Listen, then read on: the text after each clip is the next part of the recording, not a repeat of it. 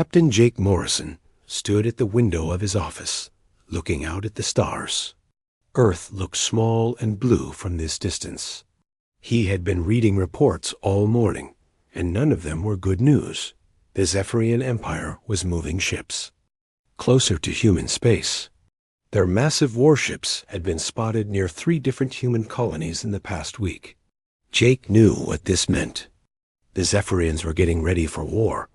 Jake was 42 years old and had spent 20 years in the human defense fleet. He had fought pirates and defended cargo ships. But he had never faced the Zephyrians in battle. Few humans had. The Zephyrians were too powerful, too advanced. They ruled over 3,000 star systems and had crushed every enemy they ever faced. A knock came at his door. "Come in," Jake called. Lieutenant Ryan Palmer entered and saluted. "Sir, Admiral Brooks wants to see you right away. He says it's urgent." Jake nodded and grabbed his uniform jacket. Admiral Kevin Brooks was the head of the human defense fleet. If Brooks wanted to see him urgently, it meant trouble. The walk to Brooks' office took 10 minutes through the space station's corridors. Other officers moved quickly past them, all looking worried. Jake could feel the tension in the air. Everyone knew something big was happening. Admiral Brooks was a tall man with gray hair and tired eyes. He had been fighting to keep humanity safe for 30 years. When Jake entered his office, Brooks looked up from his desk, covered with reports and data screens. "Jake, sit down. We need to talk." Jake took a seat across from the Admiral's desk. "Sir, is this about the Zephyrian ship movements?" "It's worse than that." Brooks touched a button, and the office windows went dark. A hologram appeared showing a map of local space. Red dots marked Zephyrian ships. There were hundreds of them. "They're not just moving ships, Jake. They're preparing for a full invasion. Our intelligence says they have over 200 warships gathering near the border." Jake felt cold. The entire human defense fleet had only 30 ships. What do they want? Everything. Brooks stood up and walked to the hologram. 3 days ago, Ambassador Lisa Carter received a message from Supreme Commander Vexther himself.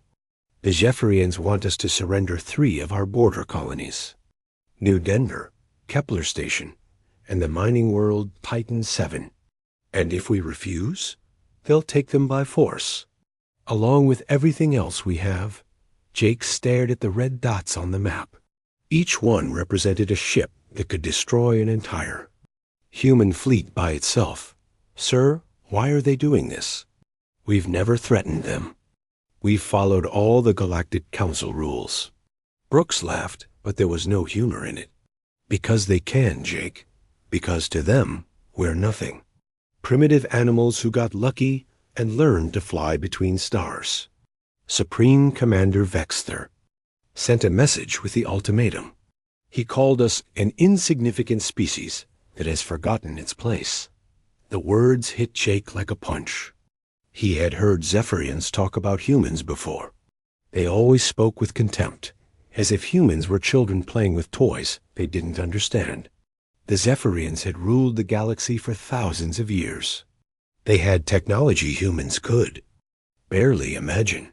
Their ships were faster, stronger, and better armed than anything humanity could build. "What are options?" Jake asked. "Officially, we tried to negotiate. Ambassador Carter is meeting with the Galactic Council tomorrow. She'll ask for protection under galactic law." "And unofficially?" Brooks was quiet for a long moment. Then he walked to his desk and picked up a datapad. "Jake, what I'm about to tell you is classified at the highest level. If word gets out, it could start a panic." Jake nodded. "I understand, sir. For the past 5 years, we've been working on a project. Something the Zephyrians don't know about. Something that might give us a chance." Brooks handed Jake the datapad. On the screen was a picture of a starship, unlike anything Jake had ever seen. It was sleek and black, with curves that seemed to bend light around them. The ship looked alien, but Jake could see human design elements in its structure. "The USS Blackstar," Brooks said quietly, "our most advanced warship. She's been under construction in the Titan shipyards for 5 years. The project has been so secret that only 50 people in the entire fleet know about it." Jake studied the image. The ship was beautiful and terrifying at the same time. "What makes it special?" "Everything." Brooks sat back down. "New armor that can phase in and out of normal space. Weapons that manipulate gravity itself. An artificial intelligence system that can think faster than any organic mind. Jake, this ship uses technology the Zephyrians have never seen before." "How is that possible?" "They're thousands of years ahead of us." "Because they think like Zephyrians," Brooks said with a small smile. "They build bigger ships with more guns. They rely on overwhelming force and superior numbers. But humans think differently. We adapt. We innovate. We find new ways to solve old problems." Jake looked at the ship again. It was smaller than a Zephyrian dreadnought, but something about it made him think it was far more dangerous. "Is it ready?" "Final tests were completed yesterday. The ship is fully operational and ready for combat." Brooks leaned forward. "Jake, I'm giving you command of the Blackstar." Jake felt his heart stop. "Sir, I don't understand." "I'm just a captain.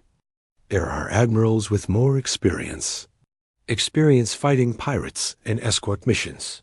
You're the only captain who has studied Zephyrian tactics for the past 10 years. You've read every battle report, analyzed every engagement. You know how they think and how they fight." Jake set down the datapad. His hands were shaking slightly. "When do I take command?" "Tonight. Your new crew is already aboard and waiting. Chief Engineer Ryan Palmer, Tactical Officer Nicole Hayes, and Dr. Amanda Foster as Chief Science Officer. All handpicked for this mission." "What is the mission?"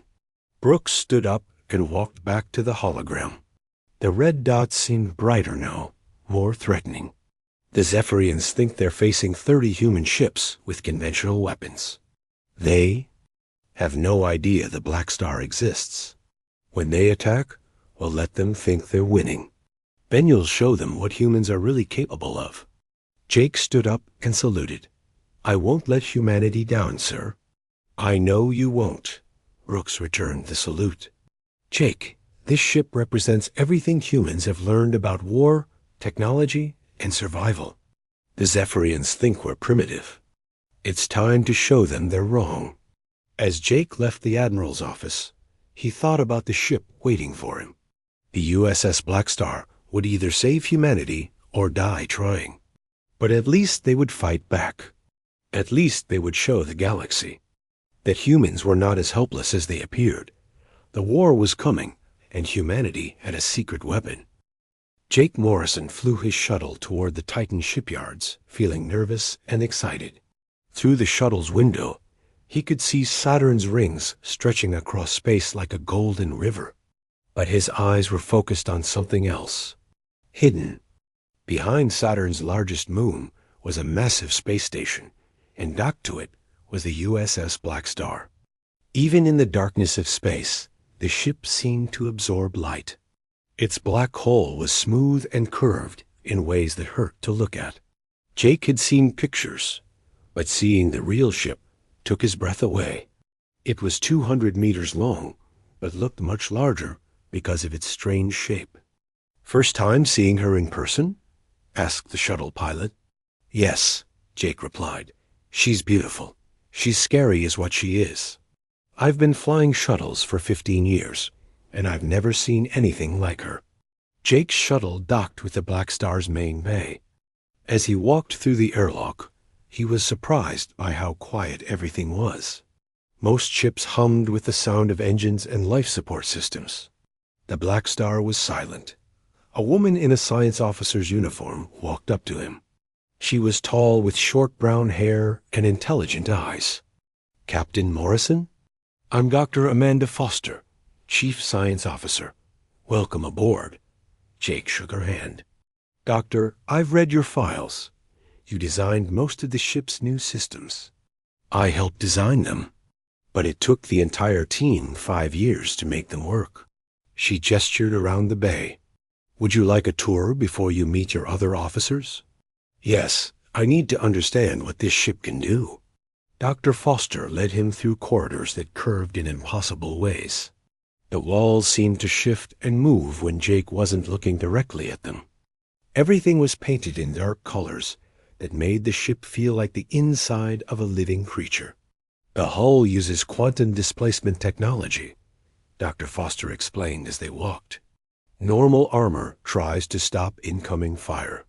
Our armor phases parts of the ship out of normal spacetime. Enemy weapons pass through empty space while we remain solid enough to fight back.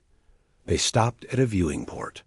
Outside, Jake could see other parts of the ship that seemed to flicker in and out of existence. How is that possible? We learned to manipulate quantum fields. It's like making parts of the ship exist in a different dimension. The Zephyrians have never seen anything like it because they never thought it was possible. They continued to the bridge. It was smaller than Jake expected, with only 5 stations arranged in a circle. In the center was the captain's chair, surrounded by holographic displays that showed information from every part of the ship. Man with grease-stained hands stood up from one of the stations. He was short and stocky, with red hair and a friendly smile. Captain Morrison? I'm Chief Engineer Ryan Palmer. Been waiting to meet you, sir. Jake shook his hand. Chief Palmer, Dr. Foster tells me you've been working on this ship for 3 years. Every day, sir. Built her from the inside out. She's got systems that would make a Zephyrian engineer cry. Ryan's eyes lit up with pride. Want to see the engine room? Later. First, I want to understand the weapons. A voice from behind him said, That would be my department, sir. Jake turned to see a woman with black hair and sharp eyes. She wore the uniform of a tactical officer and carried herself like a soldier. Tactical Officer Nicole Hayes, sir. I've been studying Zephyrian combat tactics and designing weapons to counter them. What kind of weapons? Jake asked. Nicole walked to a control panel and activated a holographic display. It showed a 3-dimensional image of space with several targets floating in the distance. Our main weapons are gravitic pulse cannons. Instead of shooting energy beams or projectiles, they create gravitational anomalies. The display showed one of the targets being crushed by invisible forces. The metal twisted and compressed until it was a small ball of debris. The gravity fields can be adjusted for different effects, Nicole continued. We can crush a ship's hull, tear it apart from the inside, or create gravitational waves that disable multiple targets at once. Jake watched the demonstration with amazement. The Zephyrians have never seen weapons like these? Nothing even close. Their shields are designed to stop energy weapons and physical projectiles. They can't stop gravity itself. Dr. Foster activated another control. But our most important system isn't a weapon. It's our artificial intelligence. The air in front of them shimmered, and a figure appeared. It looked like a woman made of blue light, with features that seemed both human and alien. When she spoke, her voice was clear and pleasant. Good evening, Captain Morrison.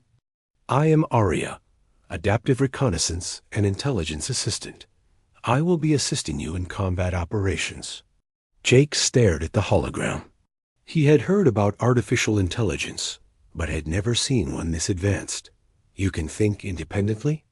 I can process information, analyze patterns, and make tactical decisions faster than any organic mind. But I do not replace human judgment, Captain. I enhance it. We work together. Dr. Foster smiled. Aria can control the ship's weapons, navigate through complex battle situations, and predict enemy movements. But she always follows your orders. Humans make the big decisions. Aria handles the details. Show me what she can do, Jake said. The bridge's main screen activated, showing a simulation of space combat. Dozens of enemy ships attacked a single human vessel. Jake watched as Arya controlled the ship's movements, firing weapons with perfect accuracy and avoiding enemy fire by microseconds. I analyze enemy attack patterns and calculate optimal responses, Arya explained as the simulation continued. I can predict where enemy ships will be several seconds before they arrive there. This allows us to fire at empty space and hit targets that are not yet in position. The simulation ended with all enemy ships destroyed and the human vessel undamaged. Jake was impressed, but also worried. Arya, what happens if you make a mistake? I learn from mistakes, Captain. Each error makes me more effective in future engagements. But ultimately, you are in command. If you disagree with my recommendations, I will follow your orders without question. Chief Engineer Ryan walked over to another console. Captain, want to see the best part? Our quantum tunnel drive. A new display appeared showing the solar system. A small dot representing the Blackstar was near Saturn. Ryan touched a control, and the dot instantly jumped to a position near Mars. We can travel distances that normally take hours in just minutes, Ryan explained. The drive creates tunnels through quantum space. We enter at one point and exit at another, skipping the space in between. Jake felt excitement building in his chest. This ship was beyond anything he had imagined. How fast can we travel? In normal space, we're about as fast as a standard cruiser. But with quantum tunneling, we can appear anywhere in a solar system almost instantly. The Zephyrians will think they're fighting one ship, but will be attacking from multiple positions simultaneously. Nicole pulled up another display showing Zephyrian fleet formations. I've been studying their tactics for months, Captain. They rely on overwhelming firepower and numerical superiority. They form massive battle lines and advance slowly, destroying everything in their path.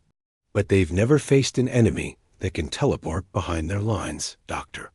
Foster added, or weapons that ignore their shields, or an AI that can predict their movements. Jake walked to the captain's chair and sat down. The ship felt alive around him. Displays showed information from every system, and he could sense Arya's presence like a helpful friend standing nearby.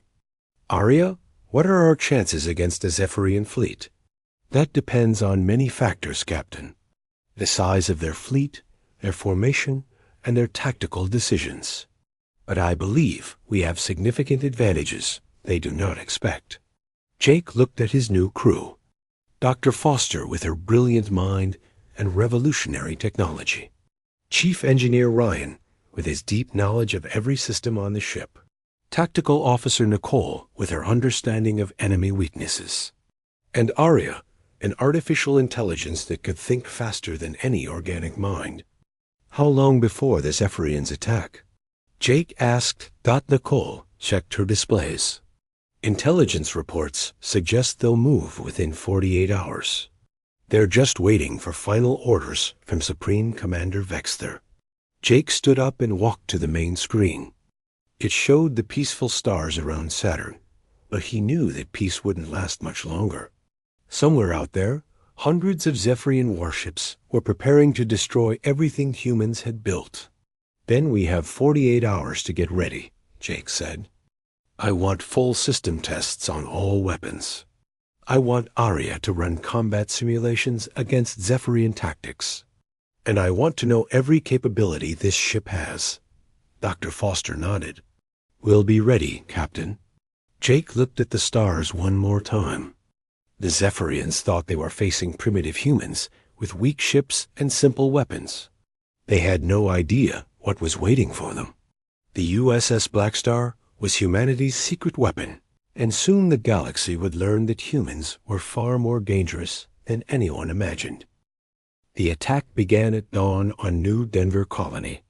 Jake Morrison watched the battle from the bridge of the USS Blackstar, hidden behind an asteroid field 50,000 kilometers away. On the main screen, he could see the human defense fleet fighting, desperately against overwhelming odds. Captain Tony Richards commanded the human forces from the USS Defiant. His 30 ships were arranged in a defensive line, trying to protect the colony ships evacuating civilians. But they faced 200 Zephyrian warships, each one larger and more powerful than anything humanity had ever built. "Aria, give me a tactical analysis," Jake said quietly. The AI's holographic form appeared beside his chair. "The human fleet is outnumbered 7-1. At current casualty rates, they will be destroyed in approximately 18 minutes. Jake watched as Zephyrian plasma cannons tore through human shields like paper. The USS Denver exploded in a ball of fire, taking 300 crew members with it. Another ship, the USS Hope, lost power and drifted helplessly as enemy fighters swarmed around it. "Captain," said Nicole Hayes from the tactical station, "the Zephyrians are using standard attack formation Delta 7. They're advancing in a wall, overwhelming our ships with concentrated fire." Dr. Foster looked up from her science station. "Their commander is Admiral Korath. He's destroyed 15 different species over the past century. Very methodical, very ruthless." Jake gripped the arms of his chair. Every instinct told him to rush in and help the human fleet. But Admiral Brooks had been clear. Let the Zephyrians think they were winning. Let them believe humans were as weak as they expected. "USS Defiant is taking heavy damage," reported Chief Engineer Ryan Palmer. "Captain Richards is requesting immediate assistance." Jake closed his eyes for a moment. Good men and women were dying while he hid behind asteroids. But if he revealed the Blackstar too early, the surprise would be wasted. He had to wait for the perfect moment. On the screen, the Zephyrian flagship Eternal Vengeance moved through the battle like a metal mountain. Its weapons could destroy a human ship with a single shot. Admiral Korath was aboard that ship, probably watching the battle with satisfaction. "Aria, calculate the optimal moment for our attack." "Analyzing, Captain." "The Zephyrian formation will be most vulnerable in 4 minutes and 30 seconds when they commit their reserve ships to the assault." Jake nodded. 4.5 minutes. He could give the human fleet 4.5 more minutes to hold on. The USS Defiant's shields failed, and enemy fire began tearing holes in its hull.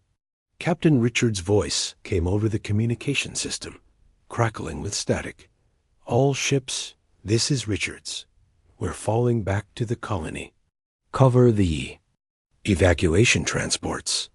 Jake watched 3 more human ships die in explosions of light and metal. The Zephyrians were advancing exactly as Nicole had predicted.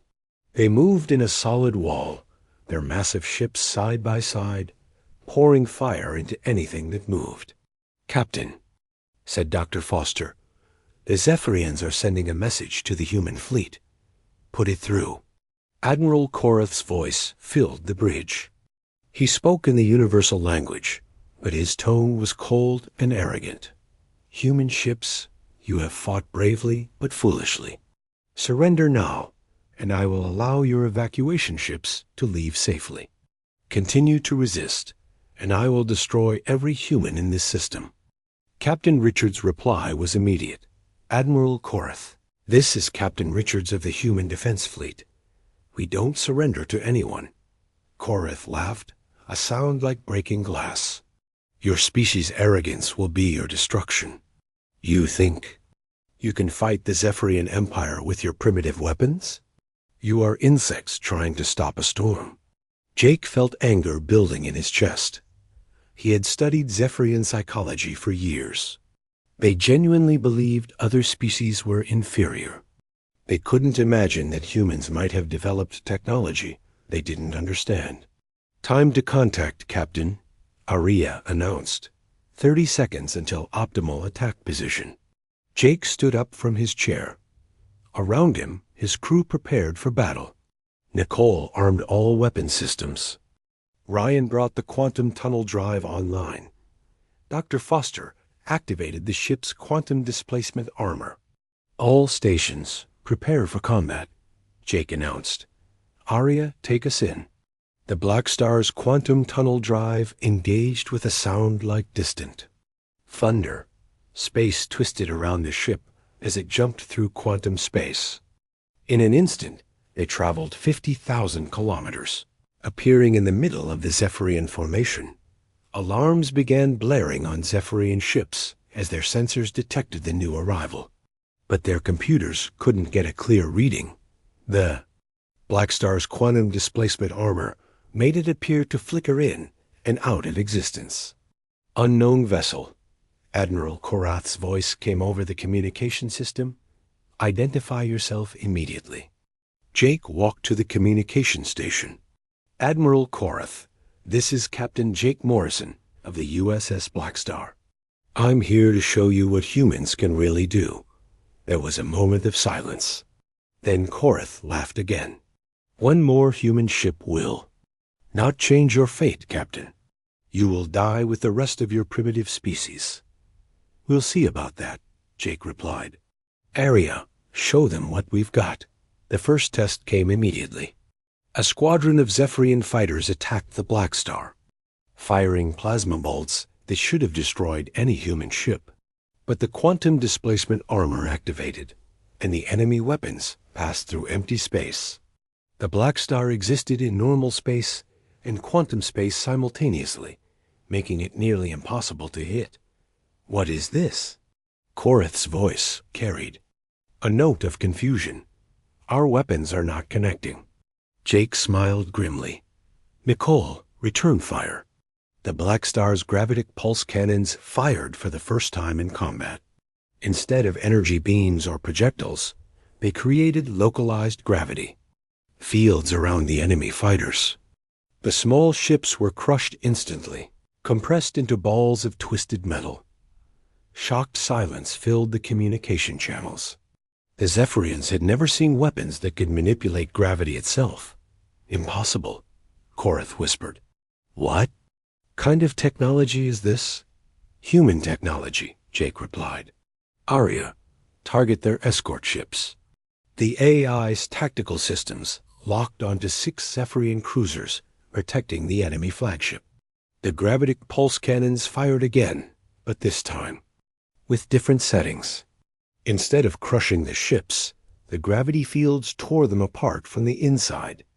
Metal hulls twisted and bent as gravitational forces pulled in different directions.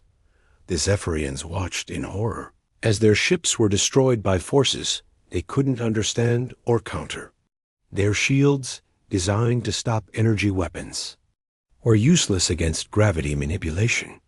This is impossible. Admiral Korath's voice was no longer confident. No species has weapons like these. Jake activated the communication system. Admiral, you said humans were primitive. You said we were insects. But you forgot something important about insects. When they're threatened, they adapt. The Blackstar moved through the enemy formation like a ghost. Its quantum tunnel drive allowed it to appear and disappear across the battlefield, striking from unexpected angles. Each time it fired, another Zephyrian ship died. Arya's tactical predictions proved devastatingly accurate. She calculated where enemy ships would be before they got there, allowing the Blackstar to fire at empty space and hit targets that hadn't arrived yet. Captain, Nicole reported, enemy formation is breaking apart. They're trying to retreat. Jake looked at the tactical display. The Zephyrian ships were scattering. Their disciplined formation collapsed. Admiral Korath's flagship was turning away from the battle, its escorts destroyed. Arya, can we catch them? Affirmative, Captain. The quantum tunnel drive allows us to match their speed easily. The Blackstar appeared directly in front of the fleeing Zephyrian flagship. Admiral Korath's massive ship tried to change course, but it was too late. The human vessel fired its gravitic pulse cannons at the enemy ship's engines. The Zephyrian flagship shuddered as gravity fields tore through its engine compartments. It began to drift, powerless and helpless. Admiral Korath, Jake said over, The communication system. This is Captain Morrison. Your ship is disabled. Surrender now, and I'll allow your crew to evacuate safely. There was a long pause. When Korath finally spoke, his voice was filled with shock and disbelief. This is impossible. You are a primitive species. You cannot have technology superior to ours. We don't have superior technology, Jake replied. We have different technology. We think differently than you do. We adapt and innovate while you rely on brute force. Jake looked at the tactical display. The remaining Zephyrian ships were fleeing at maximum speed. The human fleet was safe, and the colony evacuation was complete. Arya, let them go. They need to report what happened here. Captain, Dr. Foster said from her station. Why are we letting them escape? Jake smiled. Because Admiral Korath needs to tell Supreme Commander Vexter about this battle. The Zephyrians need to know that humans are not the weak species they thought we were. On the communication system, Admiral Korath's voice was shaking. Captain Morrison, this is not over. Supreme Commander Vexter will come for you with the full might of the Zephyrian Empire. Let him come, Jake replied. We'll be ready. As the Blackstar watched the Zephyrian ships disappear into hyperspace, Jake felt a mixture of satisfaction and worry. They had won their first battle, but the war was just beginning. Soon, the entire Zephyrian Empire would know that humans. Supreme Commander Vexter stood in the command center of his flagship, the Dominion of Stars, reading Admiral Korath's battle report for the third time. His forearms moved restlessly as he tried to understand what had happened at New Denver. Colony. Impossible, he hissed in his native language. Humans cannot possess such technology. His aide, Commander Vex High, stood nearby with his head bowed. Supreme Commander, Admiral Korath's report has been verified by all surviving ship commanders. The human vessel used weapons that manipulate gravity and armor that phases in and out of reality. Vexter's skin changed color from blue to angry. Red, he was 8 feet tall with scales that reflected light like metal. His species had ruled the galaxy for 3,000 years, crushing every enemy they encountered. The idea that primitive humans could challenge them was unthinkable. Bring me the fleet commanders, Vexter ordered. We will assemble the largest force in Zephyrian history. I will lead it personally. Meanwhile, on Earth, President Maria Gonzalez met with Admiral Brooks in the secure command center beneath the Capitol. The room was filled with displays showing ship movements throughout human space. How many ships is Vexter bringing? President Gonzalez asked. Our intelligence reports over 500 warships, Admiral Brooks replied, including 12 dreadnoughts, and the Supreme Commander's personal flagship. It's the largest fleet we've ever seen. President Gonzalez was a small woman with gray hair and steady eyes. She had led humanity through many crises, but never anything like this. Can the Blackstar handle that many ships? Honestly, I don't know. Captain Morrison and his crew are good, but there's still just one ship against an entire fleet. On the bridge of the USS Blackstar, Jake Morrison studied the tactical reports with his crew. The ship was hidden in an asteroid field near the Kepler 442 system, where intelligence suggested the Zephyrians would attack next. 500 ships, Chief Engineer Ryan Palmer whistled. That's a lot of firepower, Captain. Arya, can you calculate our odds? Jake asked. The AI's holographic form appeared, looking more serious than usual. Against conventional tactics, our chances would be approximately 0. However, I have been analyzing Zephyrian psychology and battle patterns. They have weaknesses we can exploit. Dr. Foster looked up from her science station.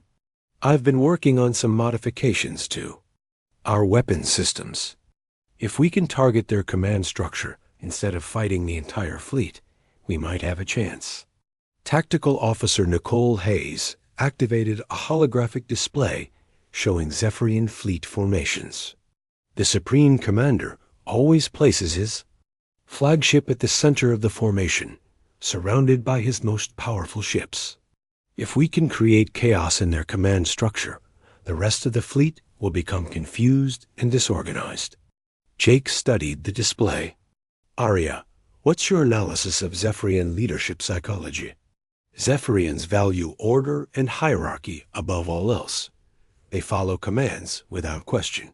This is normally a strength, but it becomes a weakness if the command structure is disrupted. Without clear orders, individual ship commanders will hesitate to act independently. Ryan activated another display showing the Blackstar's current status. Captain, I've been pushing our systems to their limits. The quantum tunnel drive can handle rapid jumps, but each jump puts stress on the ship's hull. We can't keep teleporting indefinitely. How many jumps do we have? Jake asked. Maybe 20 or 30 before we risk hull failure. After that, we'll have to fight conventionally. Dr. Foster walked over to Jake's chair. I've been studying the data from our last battle. The Zephyrians' main weakness is their inability to predict our movements. Their computers are designed to track ships that move in straight lines. They can't handle our quantum jumping. But they'll adapt, Nicole pointed out. Vexthar is their best commander. He'll learn from Korath's mistakes. Jake nodded. That's why we need to end this quickly. Arya, I want you to develop a battle plan that uses our advantages while minimizing our weaknesses. Working, Captain. I am analyzing thousands of possible scenarios. 3 days later, the Zephyrian fleet arrived at Kepler 442. Jake watched from the bridge as ship after ship dropped out of hyperspace. The enemy fleet was massive, stretching across millions of kilometers of space. At its center was the Dominion of Stars, a ship so large it looked like a small moon. Communications coming in, Nicole reported. It's Supreme Commander Vexthar himself. Jake straightened his uniform. Put him through. The main screen activated, showing a tall alien with metallic scales and 4 arms. His eyes were bright yellow and filled with rage. When he spoke, his voice was deep and threatening. Human vessel, I am Supreme Commander Vexthar of the Zephyrian Empire. You have destroyed my ships and challenged my authority. For this, your entire species will pay. Jake stood up and faced the screen. Supreme Commander, I'm Captain Jake Morrison. Your ships attacked our colonies and threatened our people. We defended ourselves. Vexthar's scales turned a deeper shade of red. You speak of defense? You are insects. Your species learned to fly between stars only yesterday. You have no right to resist the Zephyrian Empire. Every species has the right to defend itself, Jake replied calmly. Even insects. I have brought 500 ships to crush your pathetic vessel. You cannot run. You cannot hide. You will. Die here, and then I will destroy every human world in the galaxy. Jake looked around at his crew. Dr. Foster was monitoring the ship's systems. Ryan was preparing the quantum tunnel drive. Nicole was targeting the enemy fleet. Arya was calculating. Battle plans faster than any organic mind could think. Supreme Commander, Jake said, you're making the same mistake Admiral Korath made. You think quantity is more important than quality. You think bigger is always better. Your ship is impressive, Vexthar admitted. But it is still only one ship. I have 500. The mathematics are simple. Are they? Jake smiled. Arya, show him what we think of his mathematics. The Blackstar's quantum tunnel drive activated, and the ship disappeared from its position. It reappeared directly above the Zephyrian flagship, so close that the two ships almost touched. Vexthar's eyes widened in shock. How did you? The Blackstar fired its gravitic pulse cannons at the enemy flagship's communication array. The gravity fields tore through the ship's armor like paper, destroying its ability to coordinate the fleet dot before the Zephyrians could respond. The Blackstar teleported again, appearing behind their formation. It fired at the engine sections of 3 dreadnoughts, crippling them instantly. All ships, attack the human vessel. Vexthur's voice came over the emergency channels. Destroy it immediately. The Zephyrian fleet opened fire with thousands of weapons. Energy beams and plasma bolts filled space like a deadly light show. But the Blackstar's quantum displacement armor phased the ship in and out of normal spacetime. Most of the enemy fire passed through empty space where the ship had been microseconds before. "Aria, status report," Jake called out as the ship shook from near misses. "Hull integrity at 95%. Quantum systems operating within normal parameters. Enemy coordination is breaking down as predicted." Jake watched the tactical display as confusion spread through the Zephyrian fleet, without clear communication. From their flagship, individual ship commanders were making their own decisions. Some ships were firing at their own allies by mistake. Others were holding position, waiting for orders that weren't coming. "Nicole, target their command ships. We need to increase the chaos." "Aye, Captain." Targeting 6 command cruisers in the second wave. The Blackstar teleported again, appearing in the middle of the enemy formation. Its gravitic pulse cannons fired simultaneously at multiple targets. The command ships were torn apart by gravitational forces, their hulls crumpling like crushed cans.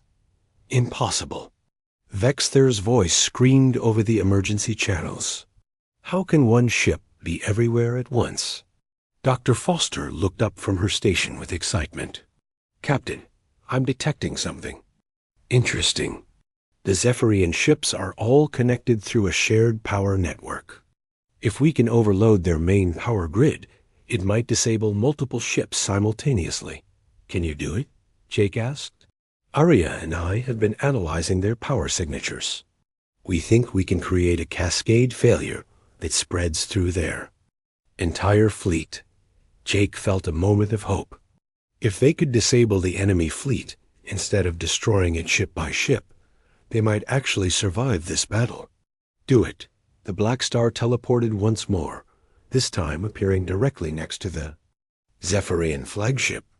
The ship's gravitic weapons fired at specific points on the enemy's hull, targeting power conduits that Dr. Foster had identified. "What are they doing?" Vexthur demanded. "They're not trying to destroy us. They're targeting our power systems." The cascade failure began slowly. One by one, ships throughout the Zephyrian fleet began losing power. Their weapons went dark. Their engines shut down. Their shields failed. "All ships switched to emergency power," Vexthur ordered. But it was too late. The cascade was spreading faster than his commands could reach the affected ships. Within minutes, over half the Zephyrian fleet was drifting helplessly in space. The ships weren't destroyed, but they were completely disabled. Their crews were alive but powerless. Jake stood on the bridge, watching the massive enemy fleet transform from a deadly threat into a collection of floating metal hoo. 3 days after the battle, representatives from across the galaxy gathered on the neutral station Harmony Point to witness something that had never happened before. The Zephyrian Empire negotiating from a position of weakness. Ambassador Lisa. Carter sat at the head of a long table, facing Supreme Commander Vexthur.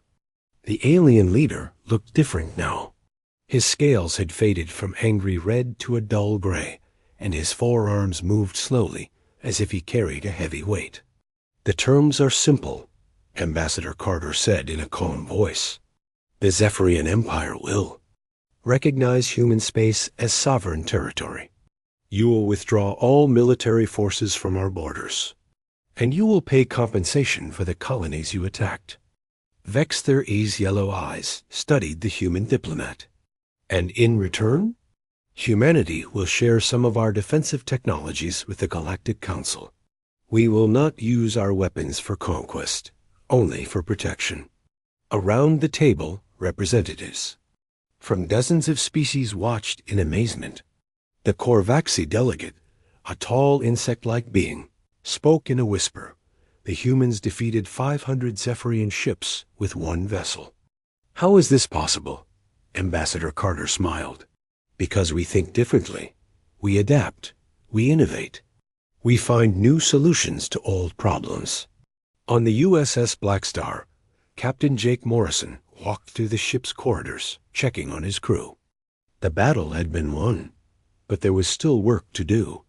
The ship needed repairs, and the crew needed rest. He found Dr. Foster in the science lab, working on improvements to the quantum displacement armor. "How are the upgrades coming?" he asked. "Better than expected," she replied, without looking up from her work. "Aria and I have figured out how to make the phase shifting more efficient. The next generation of ships will be even more advanced."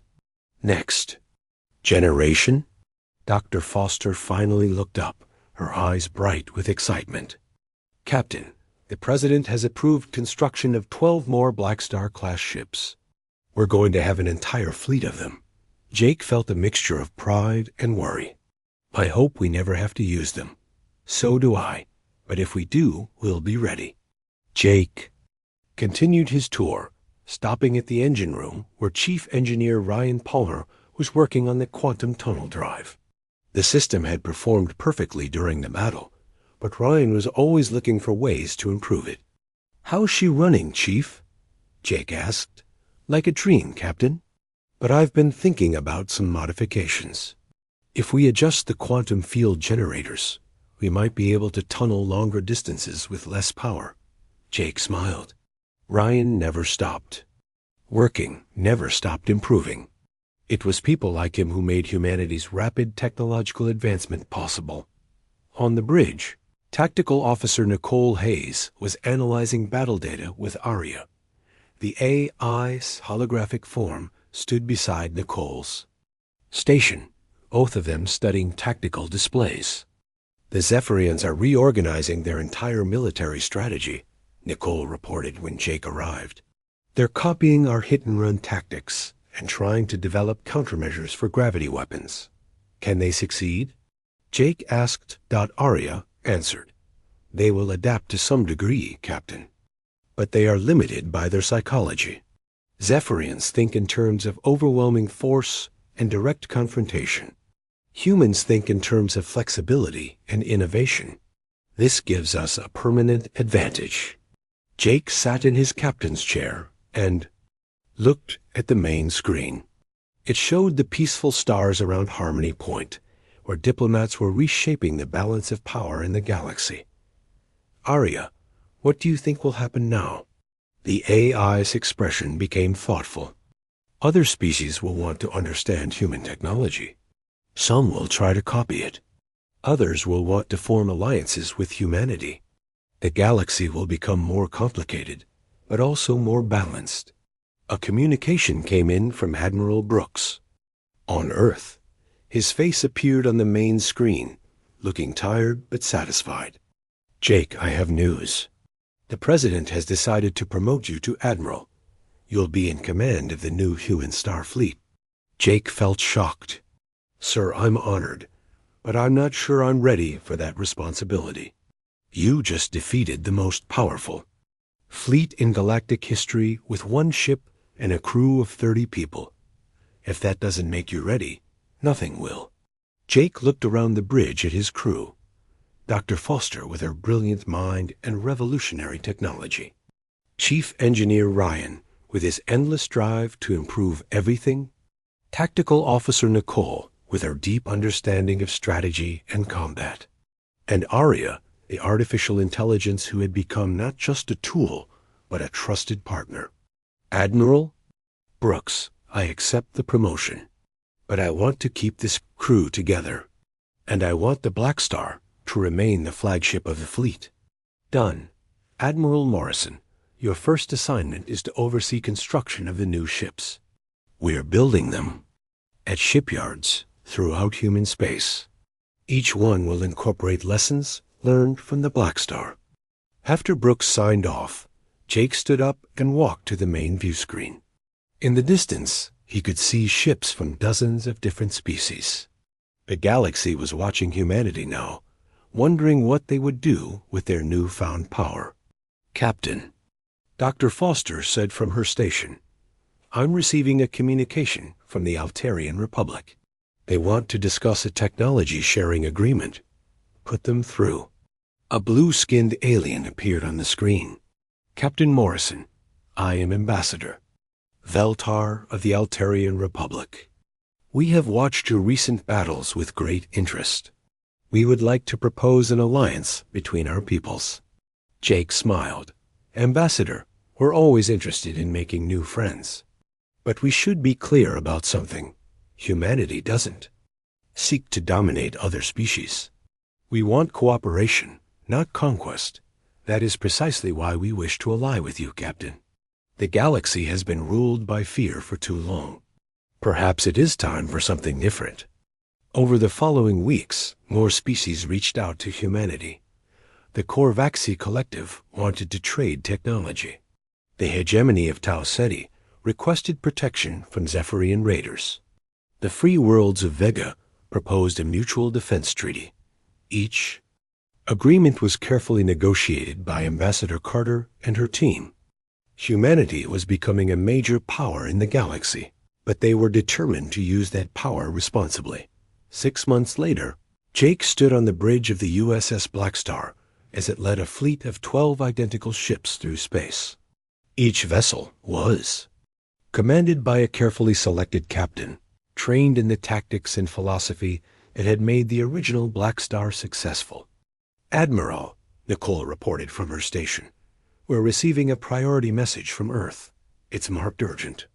"Put it through." President Gonzalez appeared on the screen, looking concerned. "Admiral Morrison, we have a situation. A new threat has appeared in the Outer Rim, something that's not Zephyrian." Jake felt his stomach tighten. "What kind of threat, Madam President?" "Unknown ships using technology we've never seen before. They've destroyed 3 trading stations and disappeared without a trace. We need you to investigate." Jake looked at his crew, then at the fleet of Blackstar-class ships following his command. The galaxy was a big place, full of unknown dangers and unexplored mysteries. But humanity was no longer the weak, primitive species that others could ignore or threaten. "Understood. Madam President, the fleet is ready to deploy."